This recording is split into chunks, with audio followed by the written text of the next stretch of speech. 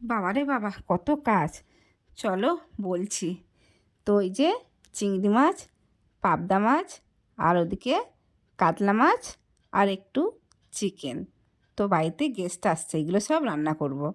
তো ভাবলাম তোমাদের সাথে ছোট্ট করে একটু ব্লগ করি। তো রান্না কমপ্লিট, গ্যাস ট্যাস মুছে সমস্ত কমপ্লিট। তো ওরা এসছে, যদি ওদের সামনে ভিডিও করি বলবে বাপরে আমাদের নিয়ে আবার ভিডিও করছে, এগুলো আবার ফোনের মধ্যে ছাড়বে। তো ভাবলাম ওদের তো দেখানো যাবে না, লুকিয়ে লুকিয়ে একটুখানি ছোটো করে ব্লগ করে নিই। তো এই যে করছি, তো ওদেরকে খেতে দিচ্ছি আমি। তো খাবার বাড়ছে আর ছেলে ওদেরকে দিয়ে আসছে। তো বললো বউটা কত ঢং, সবগুলো দেখাচ্ছে।